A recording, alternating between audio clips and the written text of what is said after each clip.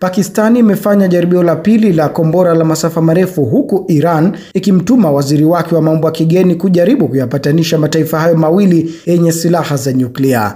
Taarifa ya Pakistani iliyotolewa hivi leo imeeleza kuwa jeshi la nchi hiyo limefanya jaribio la kombora lenye uwezo wa kusafiri umbali wa kilomita 120. Hilo ni jaribio la pili katika muda wa siku mbili. India inaishutumu Pakistani kwa kuhusika na shambulio baya dhidi ya watalii katika eneo lake la Pahalgam huko Kashmir, tuhuma ambazo zimekuwa zikikanushwa vikali na serikali mjini Islamabad na kutaka uchunguzi huru kufanyika.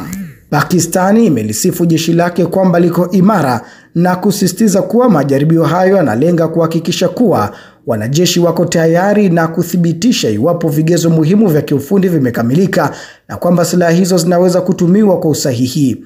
Siku ya Jumamosi, jeshi la Pakistan lilisema lilifanya jaribio la kombora lenye uwezo wa kusafiri kilomita 450 bila hata hivyo kutoa maelezo zaidi. Mzozo kati ya India na Pakistani unaendelea kufukuta baada ya shambulizi la mwezi uliopita katika eneo linalozozaniwa la Kashmir. Waziri Mkuu wa Pakistan Shehbaz Sharif amesema katika taarifa yake kuwa ameridhishwa na maandalizi kamili ya kijeshi kwa ulinzi wa taifa, akisisitiza kuwa kufanikiwa kwa majaribio hayo kunaonyesha wazi kwamba ulinzi wa Pakistani uko kwenye mikono salama.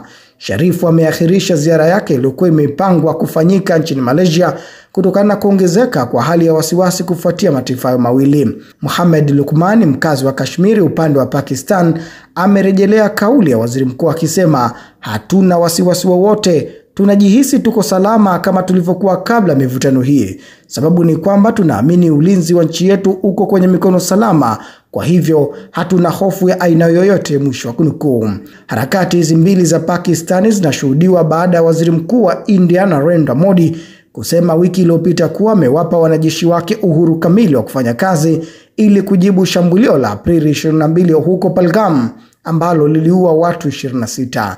Na baadaye Pakistani ilisema inazo taarifa za kuaminika za kiintelijensia kwamba jirani yake huyo anajiandaa kuwashambulia na kuahidi kujibu vikali shambulio lolote kutoka New Delhi. Hayo yakiarifiwa, Iran imempeleka waziri wake wa mambo ya kigeni Abbas Araghchi huko Pakistan ili kujaribu kuyapatanisha mataifa hayo jirani, na amekutana pia na mwenzake wa Pakistan Ishaq Dar ambaye amempongeza kwa hatua hiyo ya upatanishi.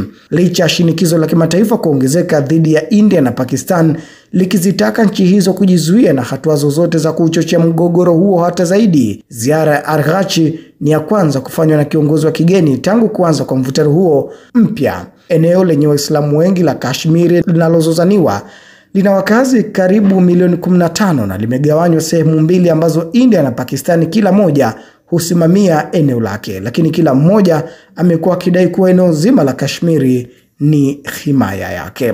Na tukitoka huko Mashariki ya Kati, sasa tuelekee kule nchini Rwanda. Waziri wa mambo ya kigeni wa Rwanda Olivier Nduhungirehe amebaini kwamba nchi hiyo iko katika hatua za awali za mazungumzo kuhusu kuwapokea wahamiaji watakaofukuzwa kutoka Marekani.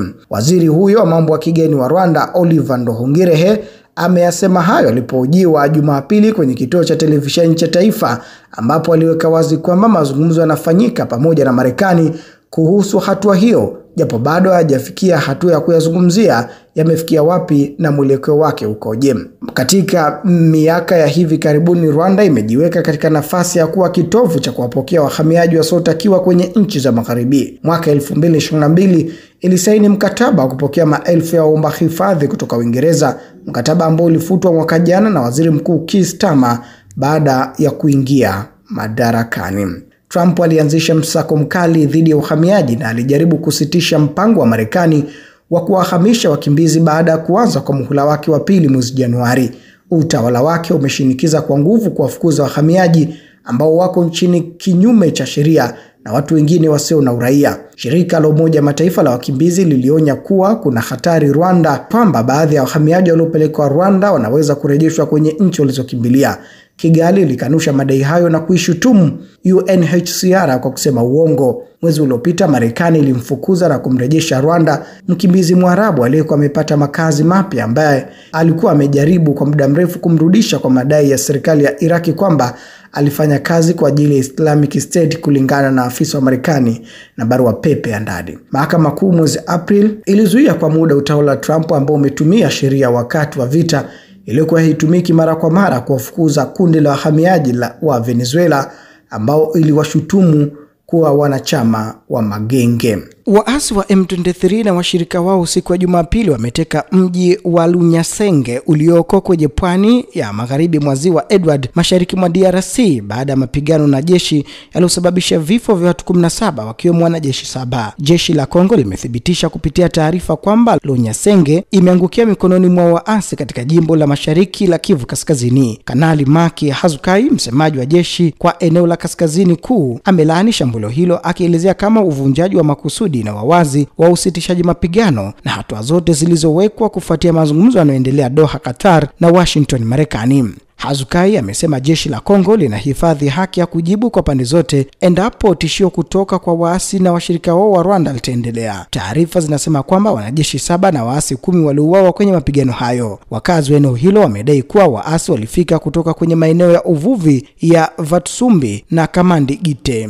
Lunyasenge ni eneo la kimkakati la uvuvi ikiwa karibu na saa 4 kwa mashua kutoka Kanyinyonge, eneo muhimu la uvuvi lilo karibu na hifadhi ya taifa ya Virunga kwenye pwani ya kaskazini ya Ziwa Edward. Kanyivinyonge linatoa njia kufikia Butembo, Beni, mji wa mpakani wa Kasindi, Lubiriha na Uganda, huku kutekwa kwa maeneo ya uvuvi wa Ziwa Edward kikiweka waasi kwenye maeneo chini ya ushawishi wa Uganda. Kundi la M23 lililo katika mzozo mashariki mwa Kongo limeongeza mashambulizi yake tangu Disemba mwaka jana, likiteka miji muhimu ikiwemo Goma na Bukavu. Kinshasa na wengine wanailaumu Rwanda kwa kuwaunga mkono M23, madai ambayo Kigali imeyakanusha. Na tuelekee huko nchini Burundi ambapo wasimamizi wa vyombo kadhaa vya habari nchini Burundi wamechukua hatua adimu ya kukemea matendo ya kuwashambulia waandishi wa habari. Wakati wa maadhimisho ya siku ya uhuru wa vyombo vya habari, wakurugenzi wa vyombo 8 vya habari vya kibinafsi nchini Burundi walitia saini taarifa pamoja wakielezea wasiwasi wao mkubwa kuhusu vitendo vya vitisho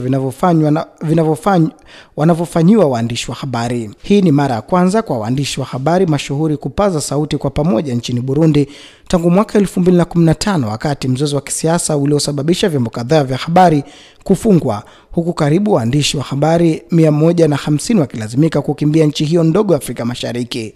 Katika taarifa yao ya Jumamosi, viongozi hao wa vyombo vya habari nchini Burundi wamesema hali inazidi kuwa mbaya kwa wanahabari, hasa kabla ya uchaguzi wa bunge uliopangwa kufanyika mwezi Juni mwaka huu. Burundi inashika nafasi ya 125 kati ya nchi 180 katika viwango vya uhuru wa vyombo vya habari vilivyotangazwa na shirika la waandishi wasiokuwa na mipaka RSF, ambalo limesema kuwa kumekuwa kukishuhudiwa mazingira ya chuki kwa waandishi wa habari nchini Burundi.